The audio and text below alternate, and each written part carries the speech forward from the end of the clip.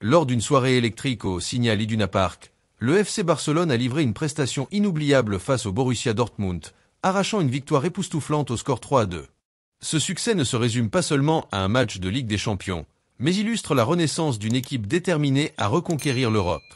Retour sur une soirée riche en émotions, révélations et perspectives pour le futur des Blaugrana. Dès le coup d'envoi, l'atmosphère était électrique. Les supporters du Signal Iduna Park, connus pour leur ferveur, n'ont pas démérité.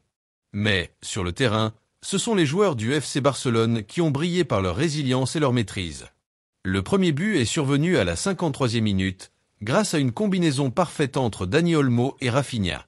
Olmo, fraîchement arrivé, a démontré pourquoi il était considéré comme l'une des signatures les plus prometteuses de l'été. Sa passe millimétrée a permis à Rafinha de trouver le chemin des filets, laissant la défense de Dortmund sans réponse. Mais le Borussia, porté par son public, n'avait pas dit son dernier mot. C'est Serge Guirassy qui a égalisé à la 60e minute sur penalty, rendant la partie encore plus intense. La pression montait, mais le coaching audacieux de Flick a changé la donne. L'entrée de Ferran Torres à la 71e minute allait être décisive. Ferran Torres, souvent critiqué ces dernières saisons, a répondu de la meilleure manière possible, sur le terrain. En l'espace de 15 minutes, il a inscrit 2 buts cruciaux, 75e et 85e minutes, éteignant les espoirs de Dortmund, malgré un second but de Guirassy à la 78e minute. Après le coup de sifflet final, Torres, ému et galvanisé, s'est livré dans une interview poignante. Ces buts, je les dédie à tous ceux qui ont cru en moi, même dans les moments difficiles. Je reviens à mon meilleur niveau, petit à petit, pour faire taire les critiques, a-t-il confié. Ces mots résonnent comme une promesse, celle d'un joueur déterminé à redevenir indispensable pour le FC Barcelone. Au-delà de la performance individuelle de Torres, c'est tout le groupe qui a impressionné. Le mélange d'énergie juvénile et d'expérience a été la clé de cette victoire. Pedri, Casado et Rafinha, en particulier, ont été remarquables par leur intensité et leur vision du jeu. Ferran a lui-même souligné cet état d'esprit collectif. Ces matchs créent de l'union et renforcent le groupe. Quand nous encaissons, au lieu de nous décourager, nous réagissons. Cette résilience montre la force et le caractère de notre équipe.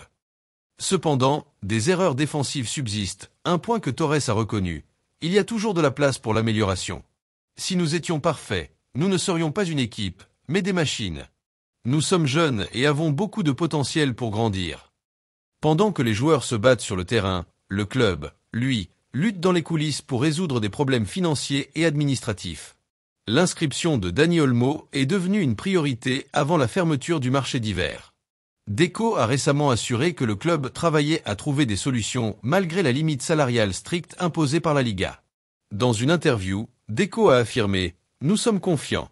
Olmo est un joueur clé pour notre projet, et nous trouverons un moyen de l'inscrire. » Cette déclaration a été renforcée par Javier Tebas, président de la Liga, qui a exprimé son optimisme quant à une résolution rapide. Cependant, ces efforts ne concernent pas seulement Olmo. Le club doit également gérer l'avenir de Frenkie de Jong, cible d'un intérêt grandissant de la part de Liverpool. Avec un contrat jusqu'en 2026 mais des performances en demi-teinte, l'avenir du Néerlandais pourrait influencer les finances du club. Liverpool semble prêt à faire une offre importante pour renforcer son milieu de terrain, mais Barcelone est confronté à un dilemme. Vendre un joueur talentueux pour équilibrer les comptes ou parier sur son réveil au Camp Nou. En parallèle, le FC Barcelone anticipe également l'avenir de son attaque. Avec Robert Lewandowski approchant la fin de sa carrière, les Blaugrana explorent des options pour trouver son successeur idéal. Parmi les noms qui circulent, celui de Victor Gyökeres, l'attaquant suédois du Sporting, revient régulièrement. Gyökeres a impressionné par sa puissance physique et sa finition clinique, attirant à la fois Barcelone, Manchester City et Manchester United. Cependant, son prix élevé, 70 millions d'euros, représente un obstacle majeur pour le club catalan. Deco a déclaré que bien que Gyökeres soit un joueur intéressant, il n'est pas une priorité immédiate. Pourtant, l'idée de voir un joueur de ce calibre rejoindre les rangs des Blaugrana continue de faire rêver les supporters. Avec cette victoire face à Dortmund, Barcelone a envoyé un message clair à ses rivaux. Le club est de retour. Après des années de déception sur la scène européenne, cette équipe, mélangeant jeunesse et expérience, semble enfin prête à renouer avec son glorieux passé. Les Blaugrana, deuxième de leur groupe avec 15 points, se rapprochent des huitièmes de finale.